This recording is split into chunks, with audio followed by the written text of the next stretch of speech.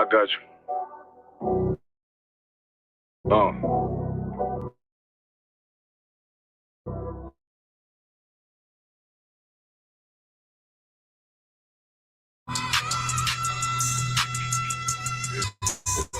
Look, look. City eyes, it's time to vote God. My God, a real nigga. He want no flaw. Posted on the corner like a watchdog. Family secure, got that shot in the closet by the ball. Fuck what they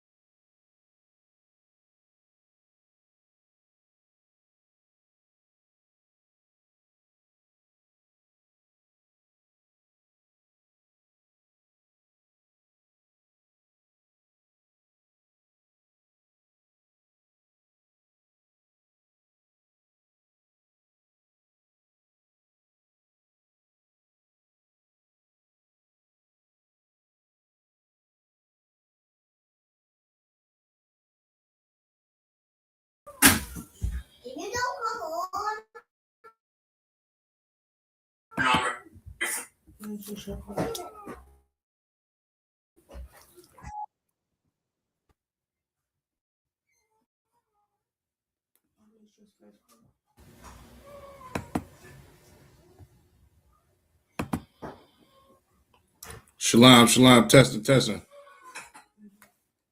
You hear it? Shalom, testing. Most high Christ. Salakia, hey, let that cat out. Salakia, quick technical difficulty. We're gonna get started. Give me 1 second, y'all.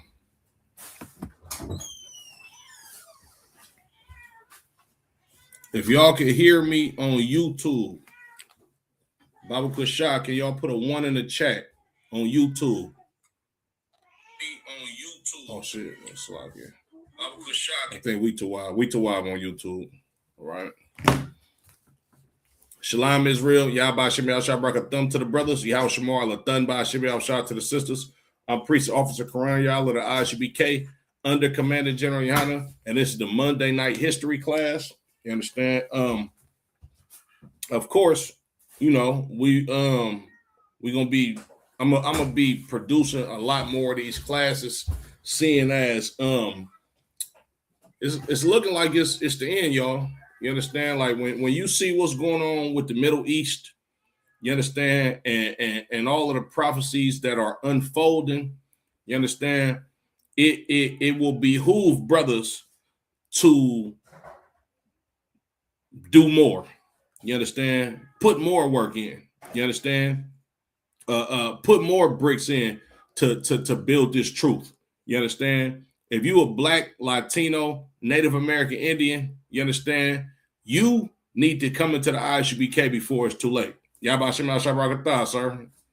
You need to get into the ISHBK before it's too late. You understand? If you're a brother in the ISHBK, turn it up. You understand? Increase that work. You understand? Increase that penny that Christ gave us. You understand? Because we don't know how much time we have left, right? It's looking like this might be the last Passover, right? But with that being said, let's get into it, right? So we're going to get into the history of the Greeks, the history of the Greek Empire. You understand?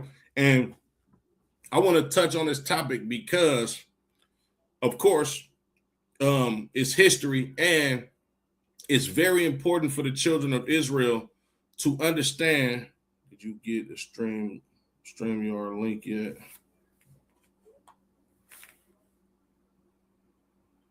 Oh, so like, sir, what do you mean the StreamYard link?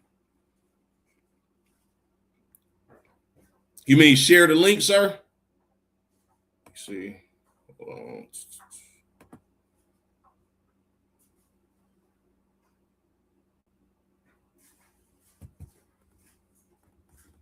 I put the link in the chat, sir, if you want to jump online with me. Right? But yeah, so we're gonna be going over the kingdom of the Greeks. You understand? In order for Blacks, Latinos, and Native Indians to understand that pivotal part of the scriptures, which had a very okay. I put this. Without understanding what happened with the Greek Empire and what happened to the children of Israel. Okay, yeah, kind sir. I put the link in the chat, sir. But like I was saying, right? In order for the children of Israel to actually understand the New Testament, you have to understand what happened between Israel and the Greeks. You understand? You won't know why there's a book called Galatia or Galatians. You wouldn't know where Galatia is. You understand? You wouldn't understand Ephesians. You wouldn't understand any of these different places that the Israelites were in captivity to if you don't in captivity in if you don't understand the history between the children of Israel and the Greeks. You understand? Furthermore, you won't understand the New Testament at all if you don't understand what happened between the children of Israel and the Greeks. Madabar, sir.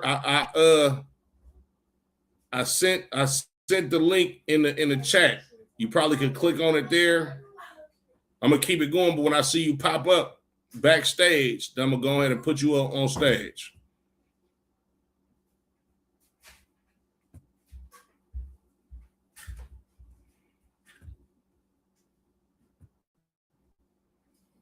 So I'm sharing my screen real quick.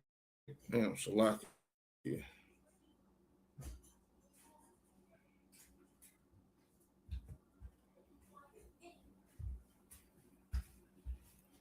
Man, what the fuck? Hold on real quick, Salakia. Shared the wrong one.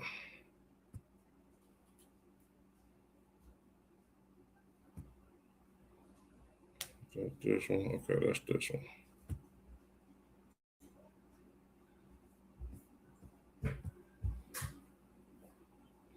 Salakia, that link trying to make me sign up / should be one.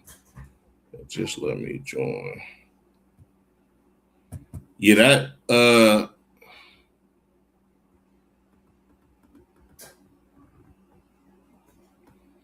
yeah, Salakia, sir. I'm not sure on how to send a different link.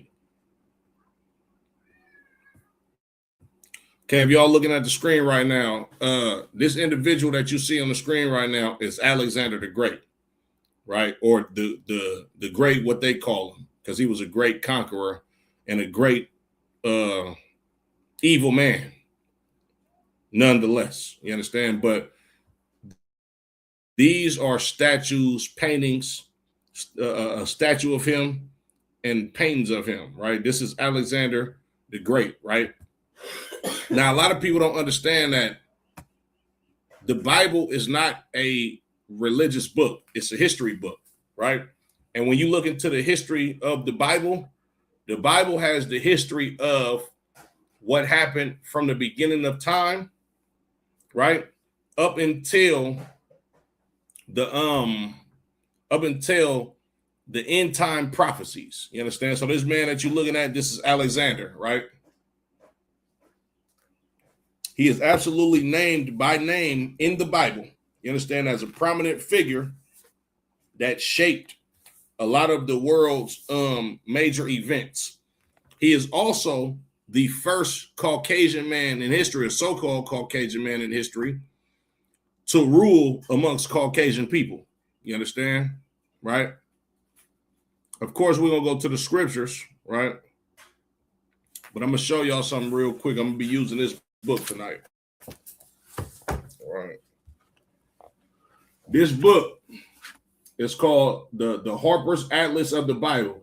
There's also another book called the Collins Atlas of the Bible. It's the same exact book, right? But this book is filled with maps, right? And it's filled with it's a history book that goes in depth in history about the Bible. You understand? Right? So I'm gonna be using this book today. I'll show y'all again. This is a great tool to use if you are big on teaching history classes, or if you just want to learn about history on your own time. This is a great, credible source to use, right?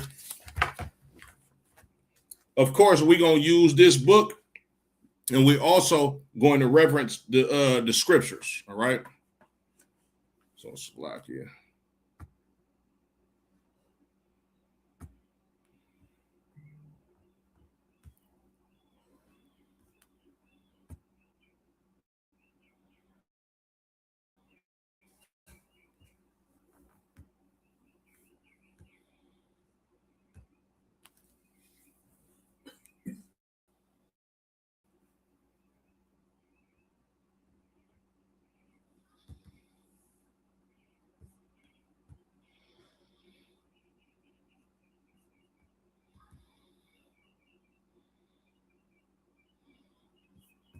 Okay, so we're going to go to the book of First Maccabees, right?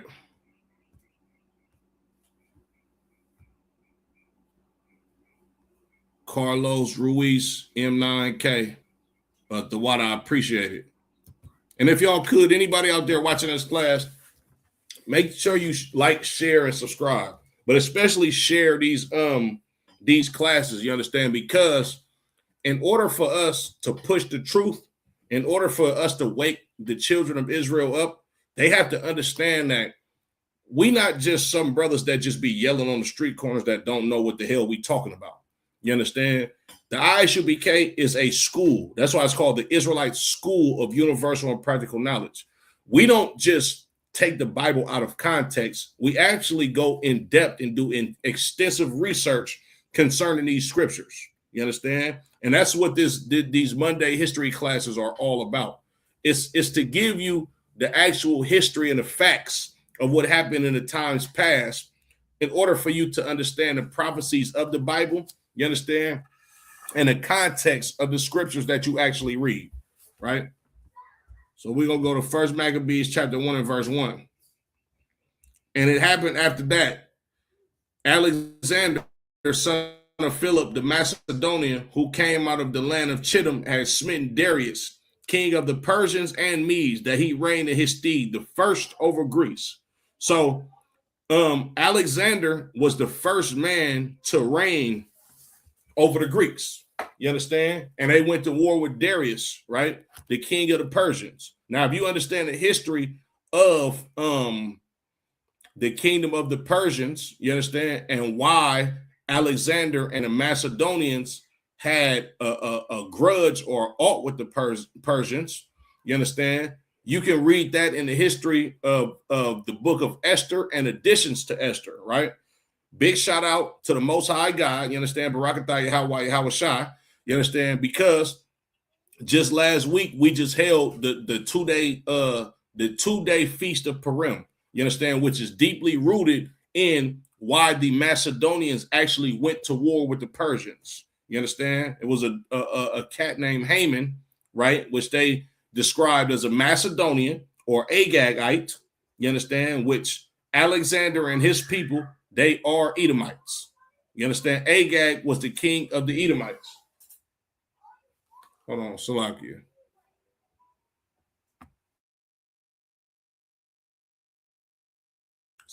But these Macedonians, you understand, or these Edomites, you understand, who lived in the land of Macedonia, right? These were Haman's people, right? And Alexander is a descendant of these people, you understand?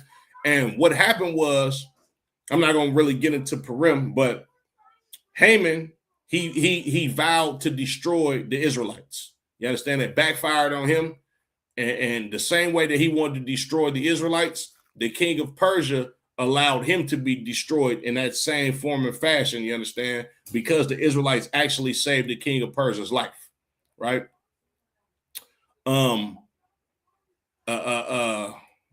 After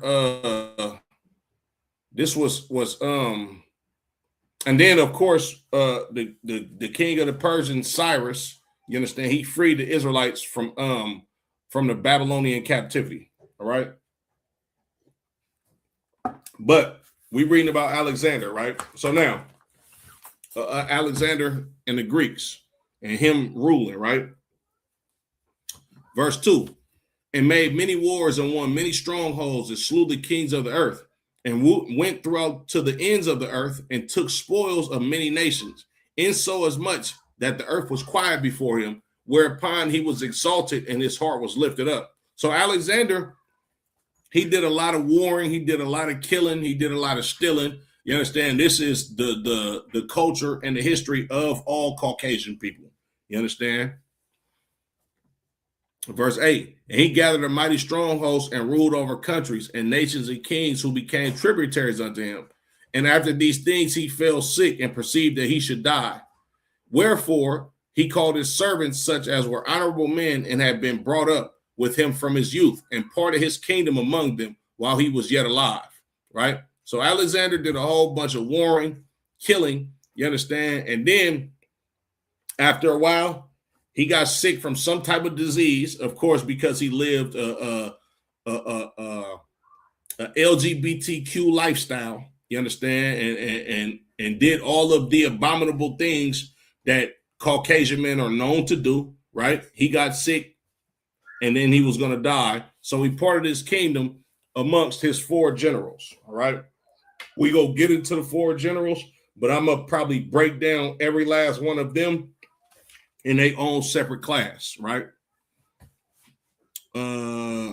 Verse 7. So Alexander reigned 12 years and then died, and his servants bare rule everyone in his place. And after his death, they put crowns upon themselves. So did their sons after them many years, and evils were multiplied in the earth. So these Greeks, when they became to be kings, you understand, and passed down their kingdoms to their sons for many years, the earth started to experience a different type of evil. You understand?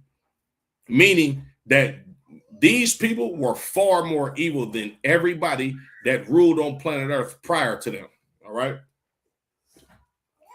So now let's get into this Harper's Atlas of the Bible. All right.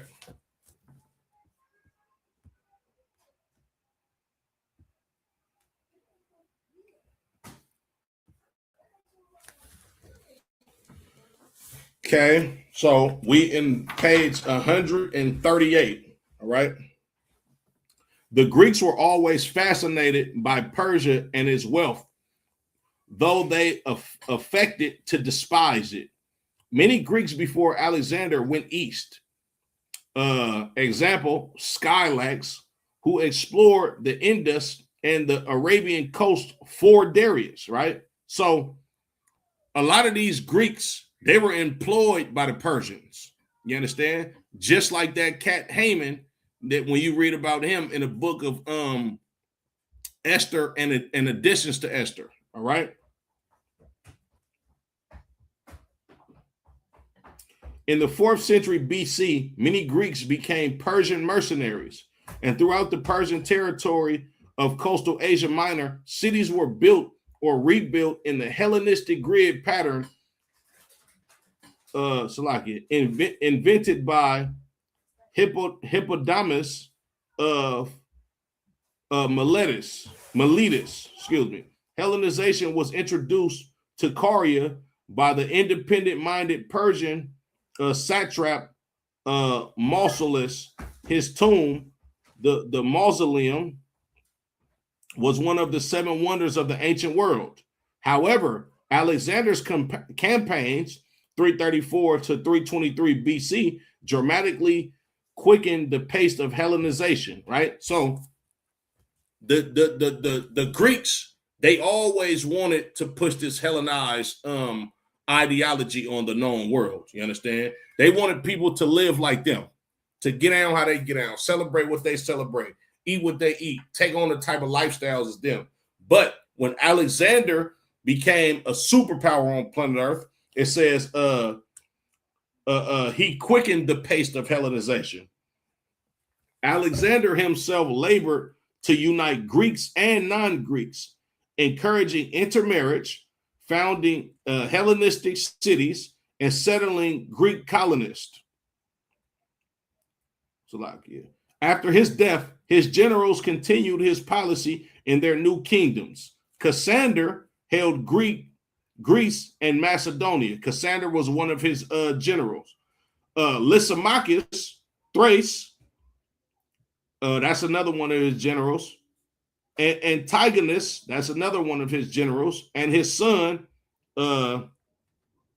Demetrius Poliorcetes, the besieger, Asia Minor, Seleucus, Babylon and Syria, and Ptolemy in Egypt. Excuse me. Seleucus was another one of his generals. So his generals was Cassander, Lysimachus,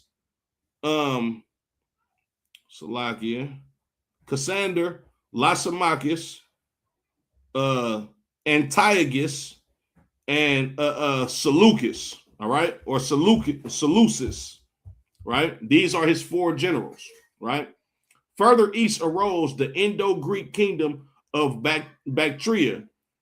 Its kings had Greek names, but they soon broke away from Western loyalties, and shortly before 100 BC, this kingdom developed overland links with China. So basically, these Greeks, right? They the Greek generals that ruled after Alexander died, you understand, they furthered his policy and his mission, you understand, by, you know, becoming adversaries with certain people, you understand, because they had already conquered most of the known world when Alexander was alive. So what they did after Alexander conquered everything, they started to build relationships and leagues and making covenants with different people, you understand, so they can continue to push this Hellenization period on other people, you understand, basically just to strengthen their kingdom even more. Slovakia. The east, however, was hardly flooded with Macedonian settlers.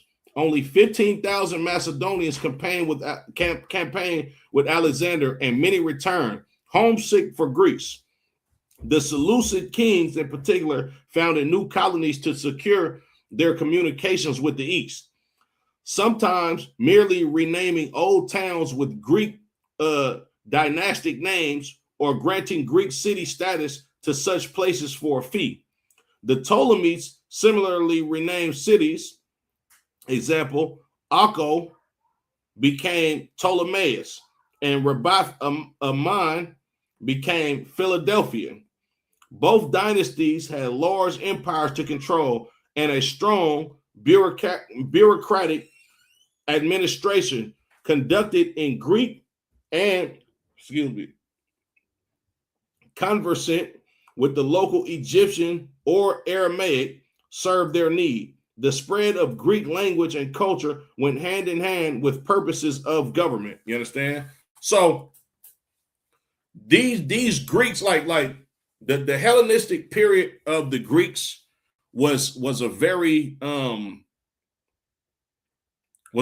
calculated and complex mission, so to speak, of the Greeks. You understand? So they you know, they set up governments. You understand? They built cities. All of this in order to push a Hellenistic or Greek lifestyle on people that would otherwise never conform to the lifestyles of being a Greek. All right. So now we're gonna get into the Hellenistic period of the Israelites. All right. Hellenism in Judah. Inevitably, Greek influence was felt in Judah also. In the late 7th century BC, Greek mercenaries served the Egyptians on the Philistine coast. In the 5th century, traders from Tyre, doubtless able to speak Greek, appeared at Nehemiah's Jerusalem by the 4th century. Judah used coins bearing the Attic owl and Attic red figure, where was known at Ptolemais and Sebaste. Large quantities of Persian and Hellenistic period storage jars have been dredged up from the sea round Dora and Caesarea. Azotus and Ascalon indicated regular trade through these ports. A Greek helmet of the same period was found off Azotus. There is evidence of imports from Boeotia in Greece, Cyprus, and Alexandria. Jars from 3rd to 2nd century BC. Roads have been found at many sites. You understand? So now, let me look at this map real quick, right?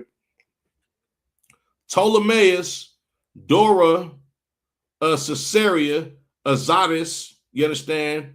Gaza, Ascalon, Marissa, Modin, Sebaste, Scythopolis, all of these Zidons, all of these cities that I'm reading off of this map. So let me show y'all this map real quick. All of the cities that I'm showing y'all off of this map, y'all probably can't even see the map because of the lighting. But all of these cities that I just read off that's on this map are literally in the land of Israel. You understand? Now, Salakia, I'm going to go back to the scriptures real quick, right?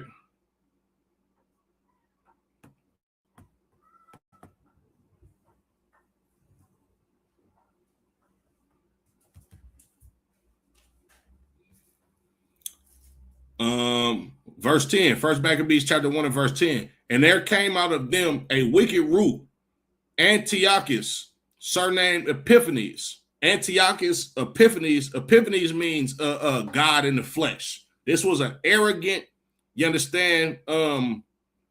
This was an arrogant Greek king. You understand? He felt he was nigh unto the Most High God. You understand? Who had been in hostage at Rome and reigned in the 137th year of the kingdom of the Greeks. You understand? So this wicked root, this Antiochus, this was the cat that set his eyes upon Jerusalem and the children of Israel to go harm us. You understand? Verse 11. In those days went there out of Israel wicked men who persuaded many, saying, let us go and make a covenant with the heathen that are round about us. For since we departed from them, we have had much sorrow. These wicked men, who are they, do you ask? These are traitors amongst the Israelites. You understand? Israelites that wanted to indulge in Greek customs. You understand? Hold on, Salakia, real quick.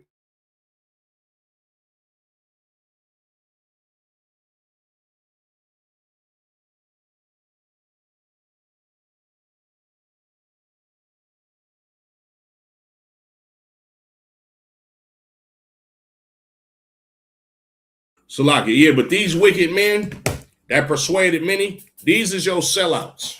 You understand? The same people that you would look at that have a high social status amongst black people today. Your Steve Harveys, you understand? Your Creflo Dollars, all of these Christians, you understand, are the ones that consented to the religion of the Caucasian man. This is the same spirit that these Negroes had on them. You understand? That's why I was able to be Hellenism in Judah. All right.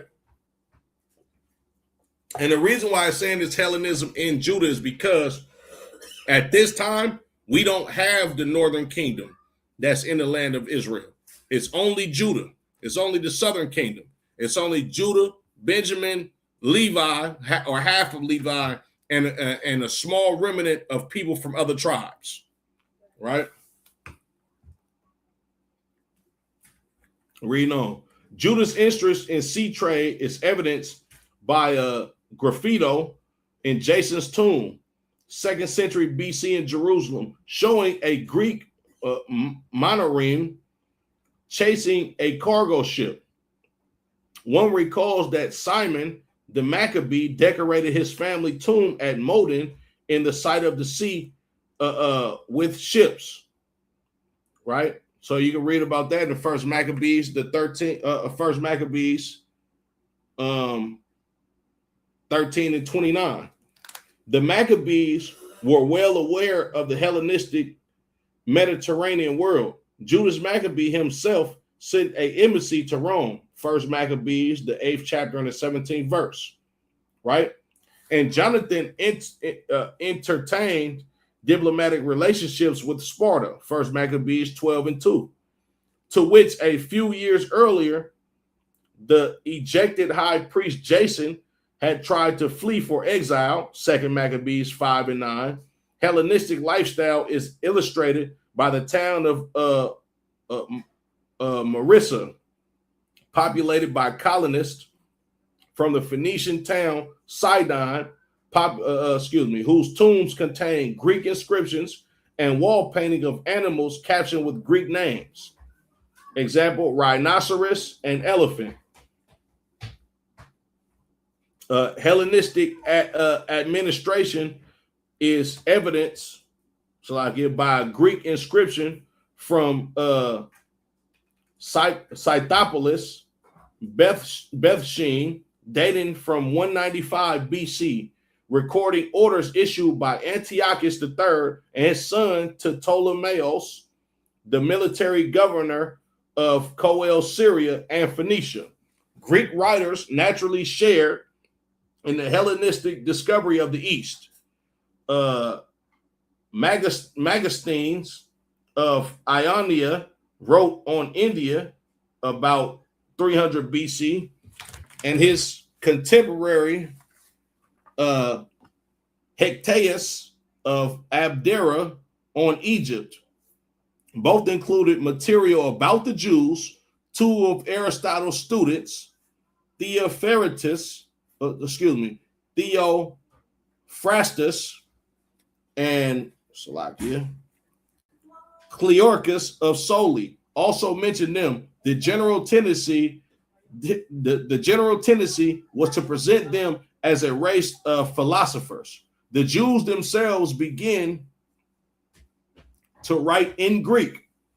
This perhaps happened first in Alexandria, but in Jerusalem itself, Eupolemus, mid-century BC, First Maccabees 8 and 17, wrote a Jewish history book in Greek.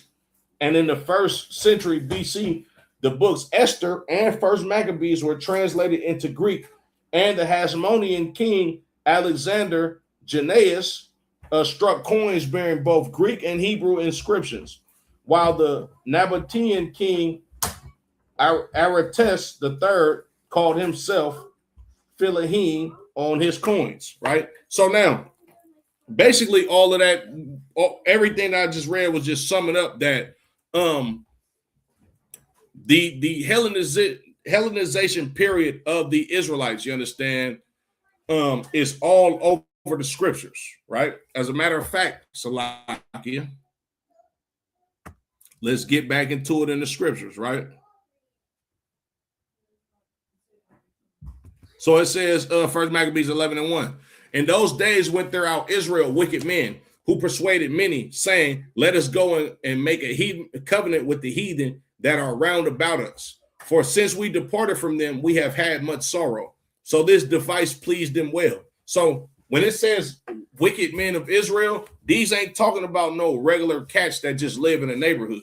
These is talking about actual Israelite brothers that had influence. You understand? These niggas were sellouts.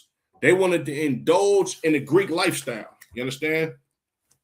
And when they say they persuaded many, you can't persuade many unless you have influence. All right? Verse 12. So this device pleased them well. Then certain of the people were so forward in that they went to the king, who gave them license to do at the ordinance of the heathen, whereupon they built a place of exercise at Jerusalem according to the customs of the heathen. Now that place of exercise in Jerusalem is a gym or a gymnasium. You understand? Where they used to play sports and work out in the nude, which of course is against our laws. Oh, there's one here, please. Salakia. So let me read this real quick.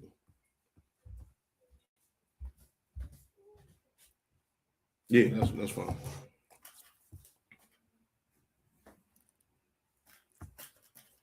Can you light another one of them incense up there, Baba Kasha? The what? You see him up there?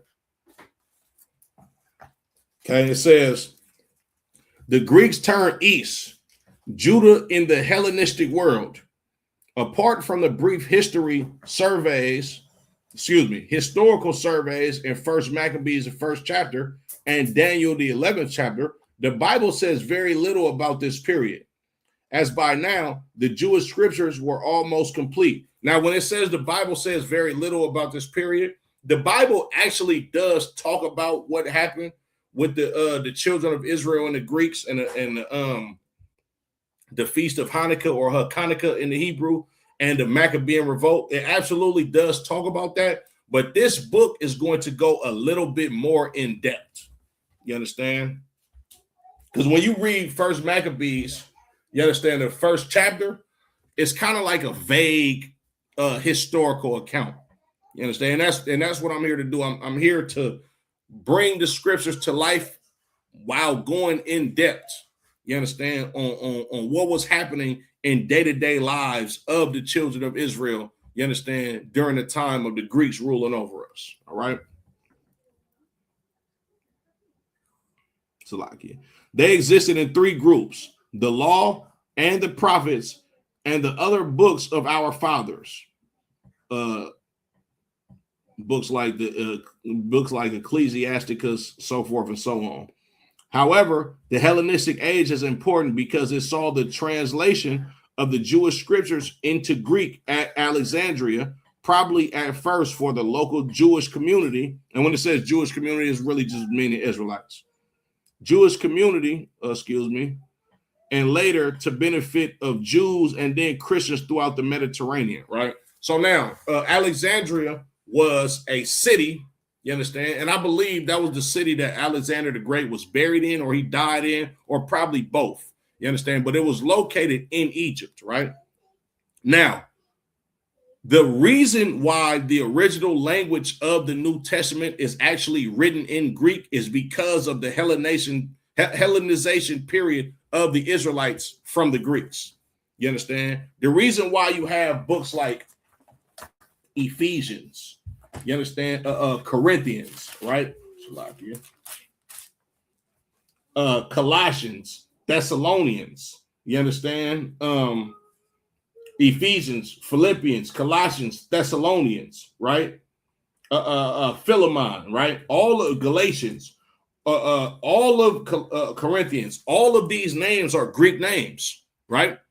The reason why you read about cities called Memphis and Philadelphia in the New Testament, all of these cities have Greek names because of the Greek Empire, you understand, that ruled over the children of Israel during the time of Alexander the Great and the Maccabean revolt, up until the Roman Empire, when the Roman Empire became a strong presence on planet Earth at that time. And a lot of that was due to us building the league with the Romans, you understand, which we wasn't supposed to do, you understand? And you see how that backfired during the time of Christ.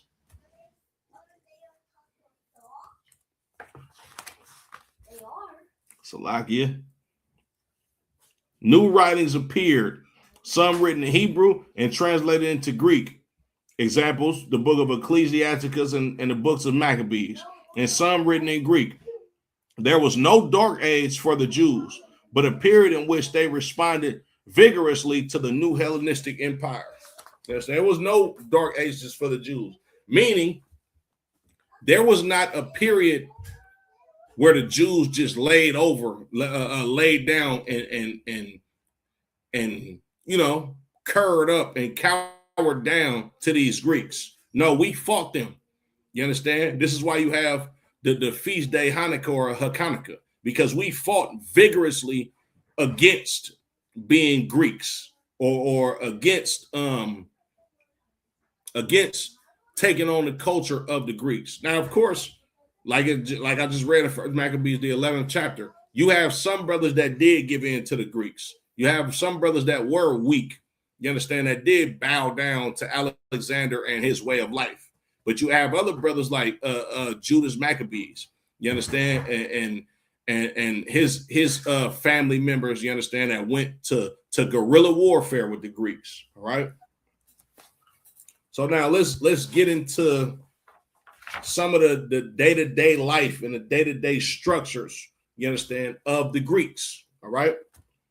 Hellenistic culture brought with it not only new ideas and customs, but also new buildings to house those institutions which the Greeks regarded as indispensable to civilized life. Excuse me. The agora, right? The agora was a center of public life. So an agora would be like a place of commerce. You understand? It would be like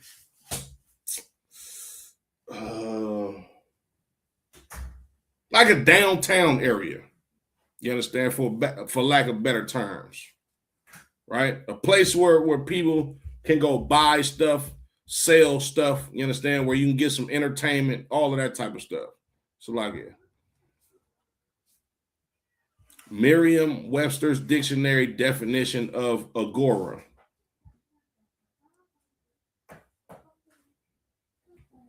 So an agora is a gathering place, specifically the marketplace in ancient Greece.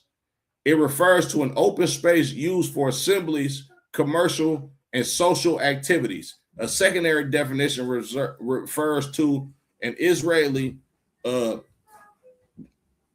monetary settlement.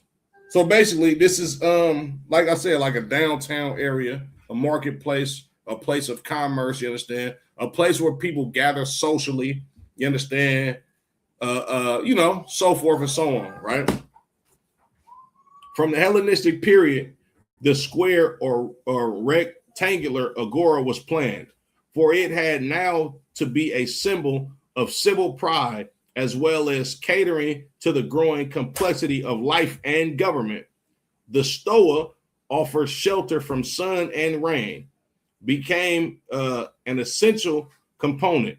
The long colonnades served for public and private discourse, while the inner part housed shops, banks, and offices. Temples and monuments were often integrated, and basilica would have appeared where Roman influence was strong.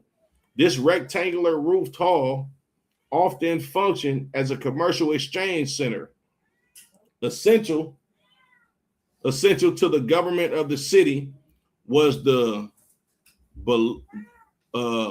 bulletarian, which housed the city council. You understand? So this was essentially a downtown area. You understand? Where you can find the Capitol building. You understand? The courthouse, banks, shops.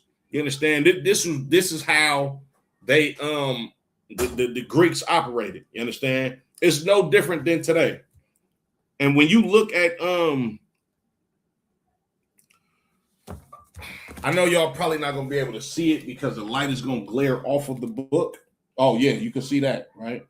So this is basically what it looked like. You understand? This is a drawing, of course, but this is no different than a downtown today. This kind of looks like Washington, D.C.'s downtown area a little bit.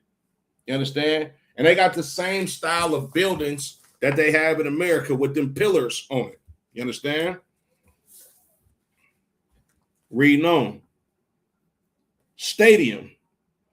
The stadium, stadium, the unique status of sacred games, of which the supreme examples were the four Hellenic festivals at Olympia, the Isthmus of Corinth, Delphi, and Nemea. Nemea was jealously conserved until the 2nd century AD. By contrast, cash contest or the Dematilia, I butchered that. Dematitai could be organized by any city with the financial resources to provide prize money to attract worthy contestants, right? So this stadium in ancient Greece, right? Or the Colosseum, you understand? What you got today, right here in America. You understand? This was a place where they had sports and games, right? And they held contests for cash prizes. It's the same as today. You understand? Right?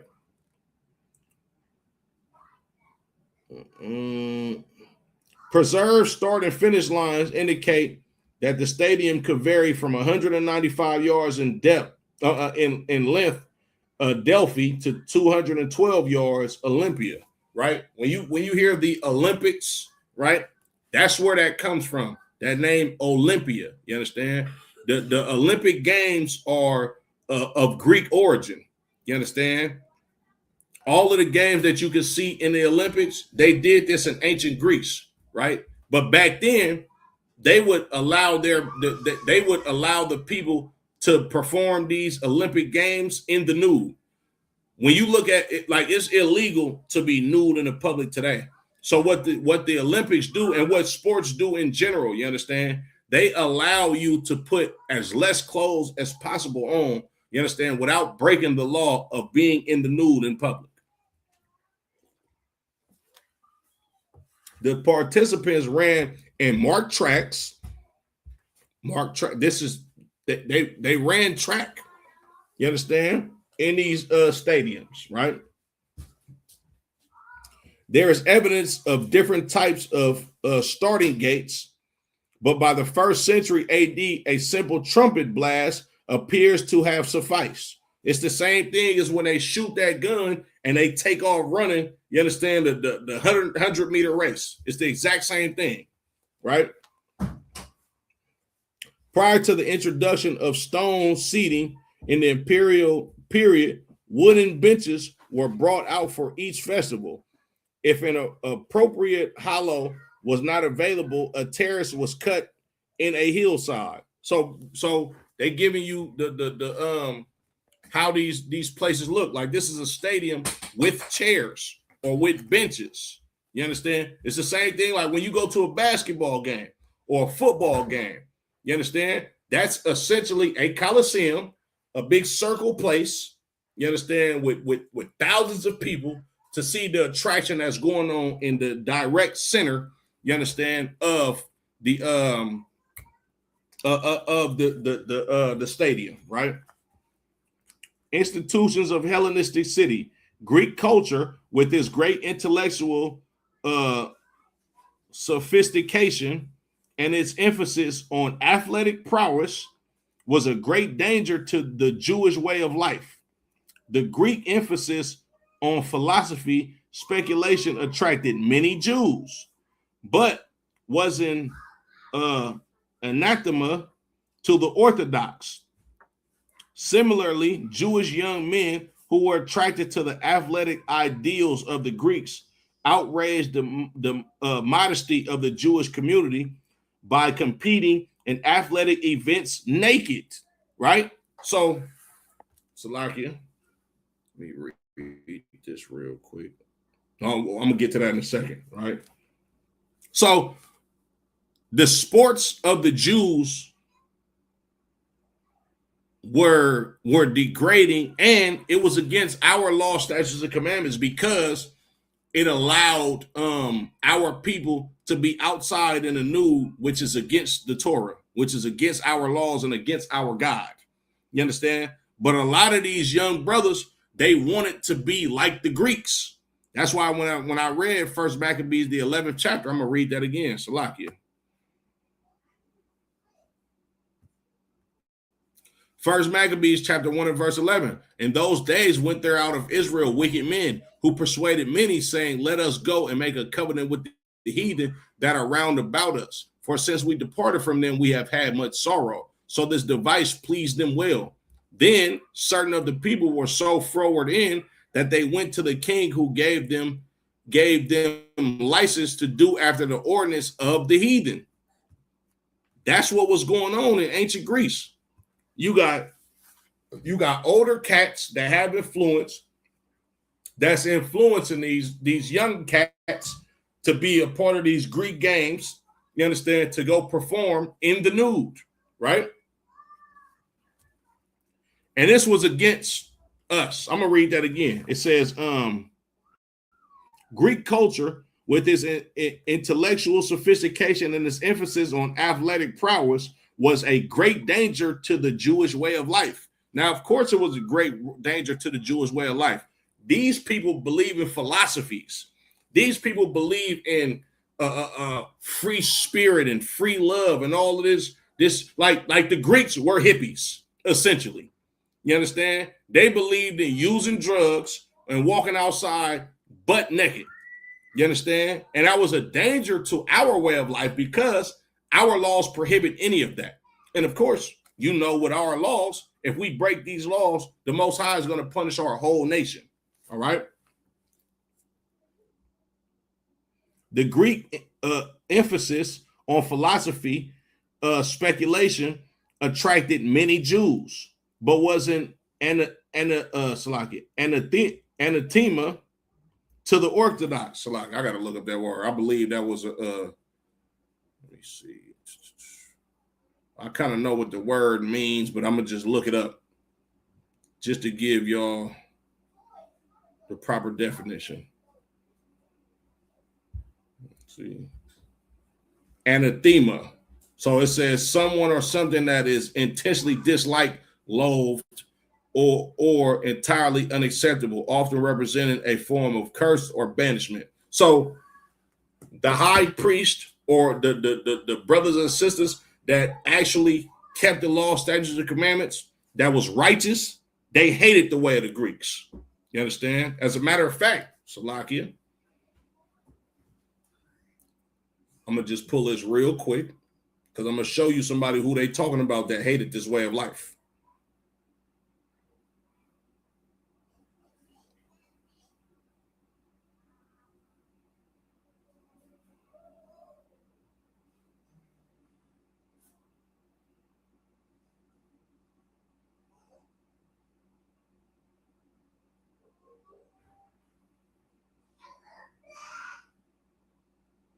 This is the book of 2 Maccabees, chapter 3 and verse 1. Now, when the holy city was inhabited with all peace, and the laws were kept very well because of the godliness of Onias, the high priest, and his hatred of wickedness. Onias was the high priest that hated wickedness. He hated for people to indulge in the lifestyle of the Greeks. You understand? That's why the city was holy. That's why the city was in peace, because he hated wickedness, right? But now, jump down to verse 4. But one Simon of the tribe of Benjamin, who was made governor of the temple, fell out with the high priest about disorder in the city. Simon, the Benjamite, who was a governor under the high priest, that was one of them wicked niggas that persuaded many to follow after the customs of the heathens. You understand? Read that again, Salakia. It says, verse 13, then certain of the people were so forward in that they went to the king, who gave them license to do after the ordinance of the heathen. That license to do after the ordinance of the heathen is basically giving you is giving you permission, you understand, to be a part of these Olympic Games, or giving you the permission to be recognized, to indulge in the lifestyle of these Greeks. I give you an example of it today. Somebody that's an ordained minister, that's a license to do after the ordinance of the heathen. You understand? Somebody that has a cannabis card, you understand, or a cannabis grow license, that's a license to do after the ordinance of the heathen. You understand? Somebody that has legally married into an LGBTQ lifestyle, that's a license to do after the ordinance of the heathen. You understand? All of this type of stuff was going on back in the times of ancient Greece, just how it's going on today. You understand?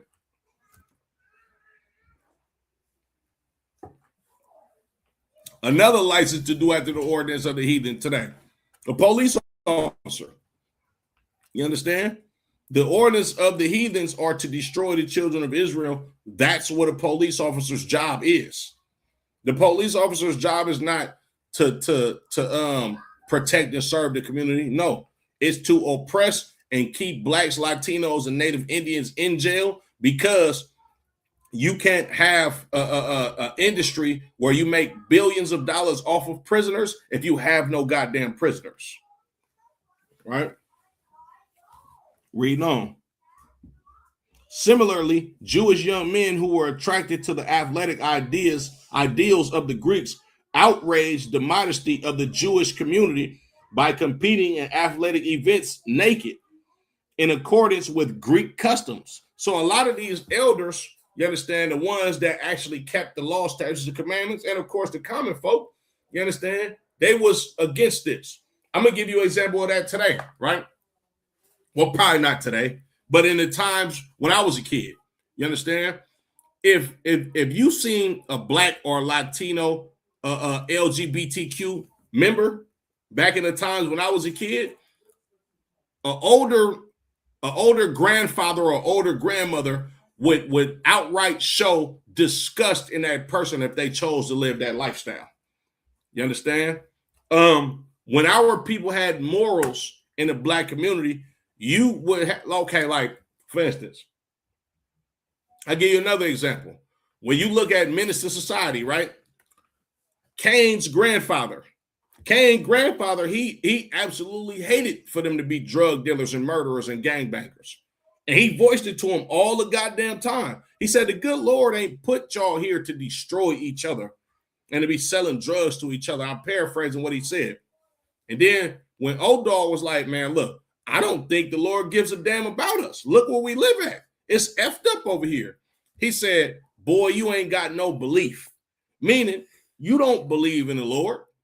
You understand? Now, of course, his father was a Christian. You understand? He didn't keep the law, statutes, and commandments. But nonetheless, he understood for the children of Israel not to destroy themselves. You understand? And that's what Greek culture brought on for our people. All right? Salakia. The Hellenistic culture epitomized by such institutions as gymnasia, theaters, baths, and temples was spread throughout the Near East and Salakia, and was to have the most profound influence on the course of human history. Y'all got to understand what that just said, right? I'm gonna read that again. It says, Salakia, the Hellenistic culture epitomized by such institutions as gymnasia, theaters, baths, and temples was spread throughout the Near East and was to have the most profound influence on the course of human history. Meaning, the Greeks, the Hellenistic period, the culture and way of Greek lifestyles, it said this has the most profound influence on the course of human history. So basically, the Greeks are the most influential people, you understand, on human history out of any other civilization or any other kingdom or any other empire that ruled on planet Earth, right?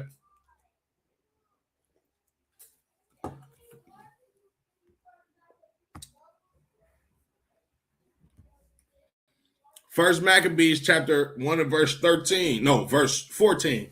Whereupon they built a place of exercise at Jerusalem according to the customs of the heathen. Now let's get into this place of exercise, right? Gymnasium. Greek education involved training both body and mind. It was centered in the gymnasium, which became the focus of communal life and the hallmark of Hellenism. Any barbarian grouping which aspired to the status of a Greek city had to found a gymnasium. 2 Maccabees 4 and 9. The ideal form is described by Vitruvius in De Architectura, right? So now let's get that scripture. So now I'm gonna read that last part again. Any barbarian group which aspired to the status of a Greek city had to found a gymnasium. That's what you're reading about in First Maccabees, the first chapter and the 14th verse. These men wanted to be so much like the Greeks. In order for you to get a status of being a Greek, or in order for you, verse 13, then certain of the people were so forward in that they went to the king who gave them license to do after the ordinance of the heathen. That's that license to do after the ordinance of the heathen. It's Greek citizenship, or to be recognized as a Greek. In order to do that, you have had to have a gymnasium where you from. Slovakia. Let's go to 2 Maccabees 4 and 9. This is the book of 2 Maccabees chapter 4 and verse 9. Besides this, he promised to Slovakia.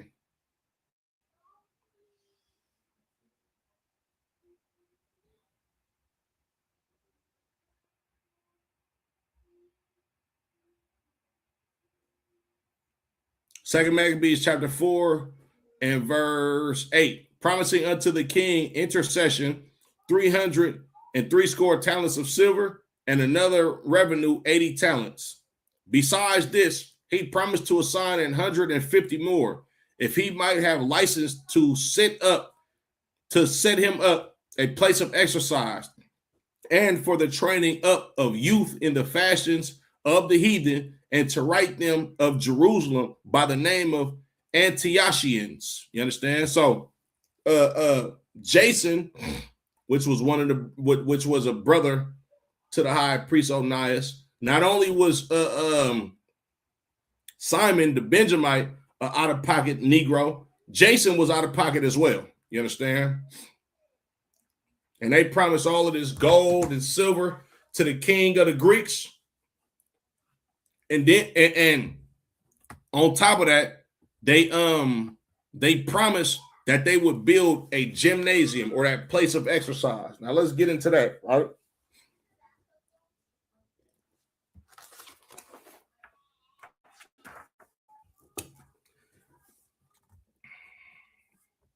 Well, let's continue into that. Square or oblong cloisters are to be made with a walk round them of 2 stadia. This walk the Greeks call dialos. 3 of the sides are to be single colonnades.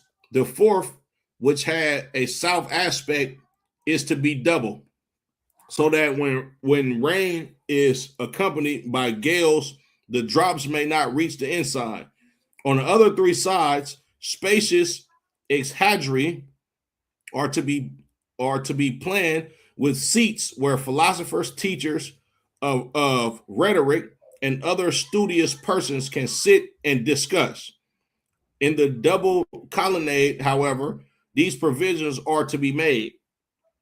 In the center, there's to be the Iphibaum, a large apsidal recess with seats for young men between ages 18 and 20.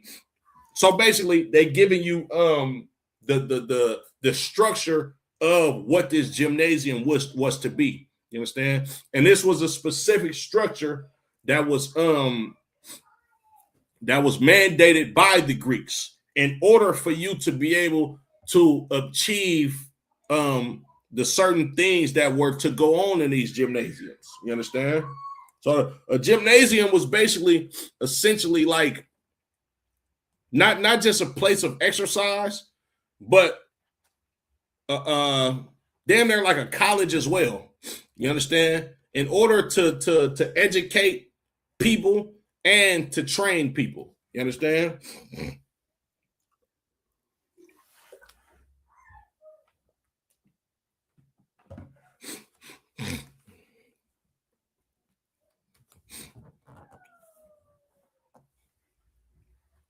Slovakia.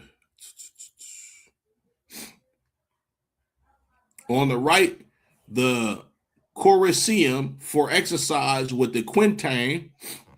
Next to the Conisterium for athletes to powder themselves. Adjourning the Conisterium at the angle of the colonnade, the cold bath with which the Greeks call lutron, at the left of the Ephibium, the Eleotheseum for athletes to oil themselves. Next to this is the cold room, from which the furnace room is entered at the edge of the colonnade. Adjourning this on the inside, in line with the cold room, a vaulted sweating room is to be placed, twice as long as it is broad, having in the angle of the colonnade the Lacanceum, a dome sweating room, constructed as before described. In the palæstra, the cloisters ought to be thus completed and arranged. Outside the palæstra, 3 colonnades are to be arranged. The first, as you go out of the peristyle, right and left of this. 2 colonnades with running tracks. Of these 3, the one which have north aspect is to be built double and very wide. The others are to be single. On the sides which adjoin the walls and those which adjoin the columns, they are to have borders 10 feet wide to serve as paths.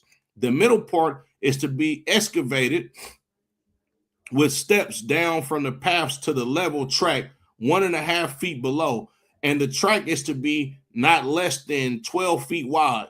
Thus, persons who walk about on the paths in their clothes will not be disturbed by the athletes who use oil. Such colonnade is called zixtos by the Greeks, whose athletes take exercise in the winter on covered tracks. Next to the covered track and the double colonnade are to be planned open air walks, which Greeks call parademedes, and others call zista. Salakia. When it is fine weather in winter, the athletes come in the open and exercise there. So basically, they had a certain style of gymnasium. You understand? Okay, it's how can I put this? These gymnasiums were a calculated, you understand, project, right? In order for these athletic, you understand, and philosophical teachings to go on, right? But they had basically like a building code, same thing that you would see today. You understand? When you have a gymnasium, right? They give you a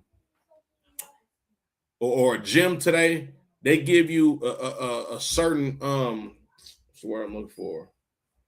A certain occupation or a certain amount of people that can be in this building. You understand? It got to be up to certain fire codes and all of that type of stuff. The Greeks was doing that back then. You understand? They made sure that these gymnasiums were fit to properly train people into their way of life. You understand? Right? Baths. Public baths were maintained at the expense of the city. Hey, Shalom, Lord Christ.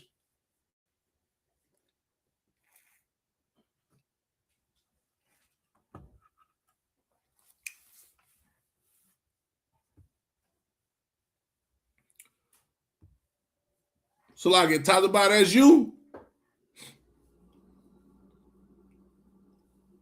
Or that combined?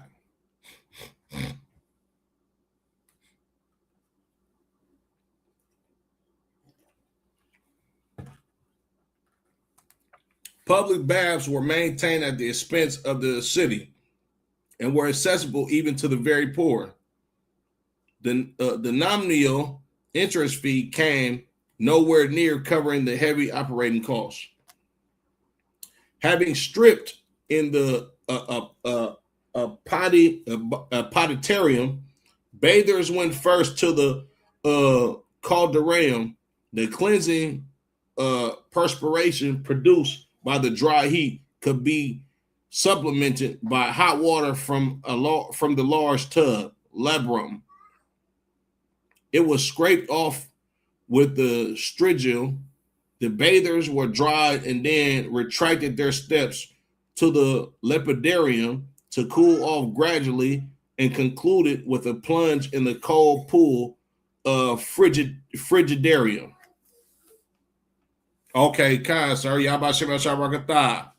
Right? So basically, right, the same thing as today, right?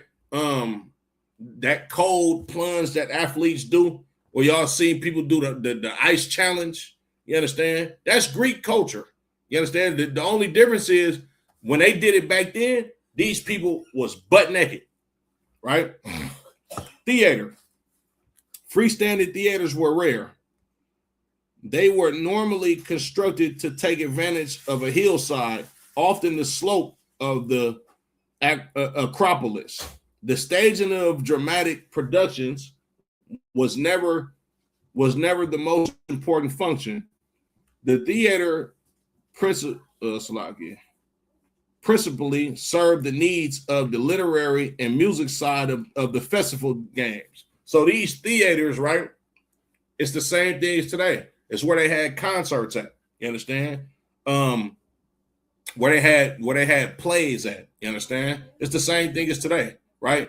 And I'm gonna try to like dig up some history of what type of plays and concerts that they had during these times, right? But of course, if you understand the history of the Greeks and the culture of the Greeks, I'm sure a lot of them concerts and plays that they had at these theaters was deeply rooted in lasciviousness, LGBTQ, you understand, and a slew of other abominable acts that these Greeks were known for committing.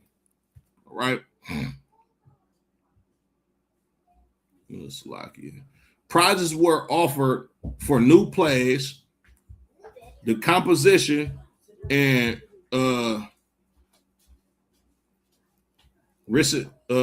recitation of epic verse and panegyrics.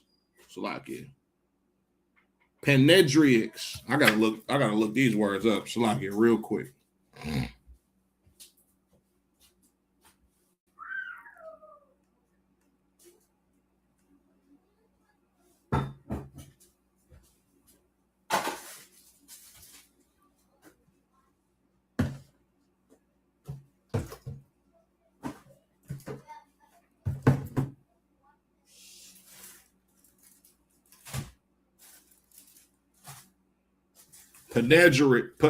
Panegyric is a formal, elaborate, and lofty speech or piece of writing written to bestow high praise upon a person, group, or thing. So basically, it acts as a public tribute, often functioning as a eulogy or an encomium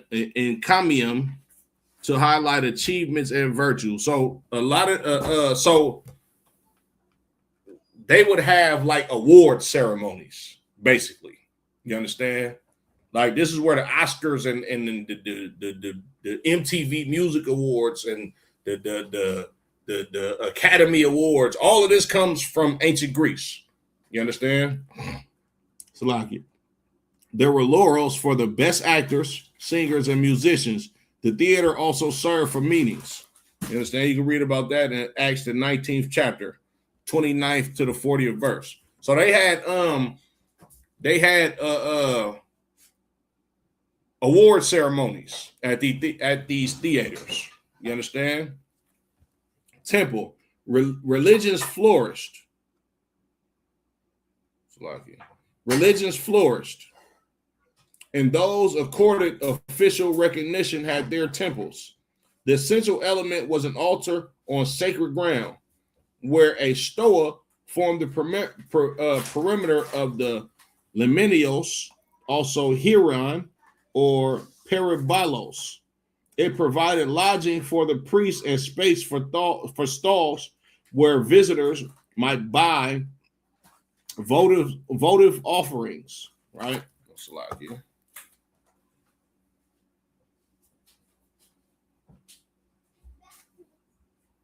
Let me look up that word real quick.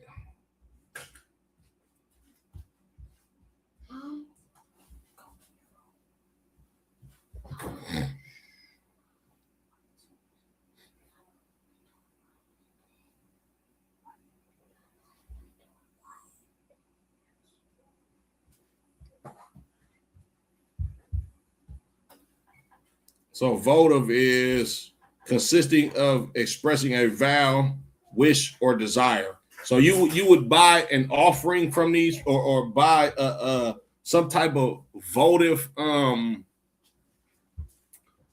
item in order to make a vow or to make an oath to something. You understand?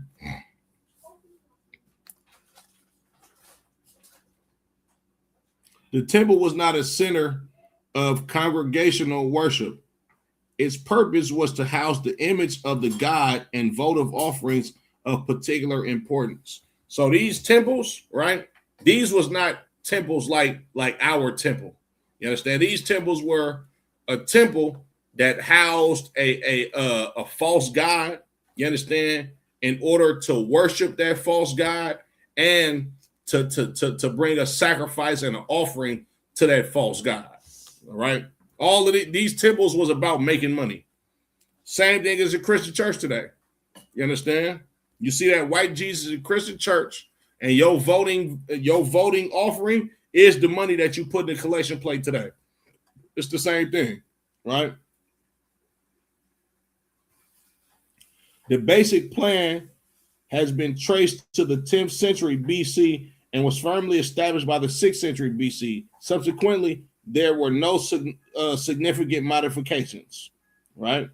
So they built a gymnasium in Jerusalem according to Gentile custom and removed the marks of circumcision and abandoned the Holy Covenant. First Maccabees 14 and 15.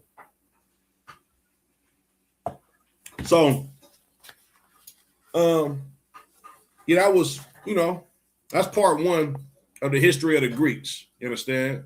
Lord allow, I can do a part 2 next week, and I'm gonna start breaking down the 4 generals and what was happening. The 4 generals that Alexander the Great part of his kingdom to, and what was happening during the time of their reign and their jurisdiction of them reign. You understand? So it's been another Monday night history class. The water to everybody for tapping in. I appreciate y'all. You understand? Y'all by Shemel Shabrak a thumb to the brothers. Y'all Shamal a thumb by Shemel Shah to the sisters. Shalom, Israel.